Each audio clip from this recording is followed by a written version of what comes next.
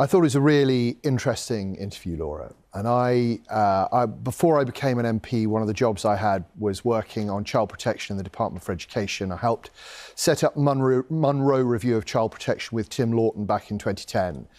And I think the first thing that came to my mind when hearing the former Archbishop talk about being overwhelmed, lots of these cases coming across his desk.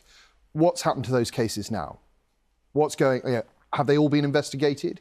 Are we confident that everybody's received the response that they're looking for? So I think that really has to be our first priority. And I was quite struck by the fact that this case had gotten missed.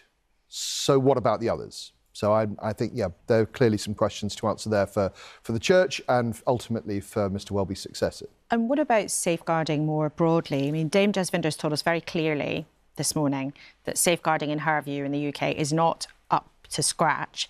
And when you were in government, there were all sorts of recommendations that you didn't implement that were made by the very eminent Professor Alexis Jay, who looked at this stuff for years and years and years.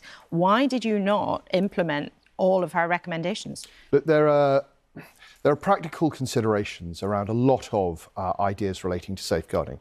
For example, you've been talking this morning about mandatory reporting, and obviously there are elements of mandatory reporting that seem to make sense. However, as has been pointed out by a lot of people in the past, if you have a very tight regime of mandatory reporting, the risk is that everyone will then over-report because they will be worried that something might be construed in the future as having been possibly abusive and that they will then be up in court for having not reported it. And the risk is you create a huge haystack of observations that someone then has to pick through, and the real cases might then get lost.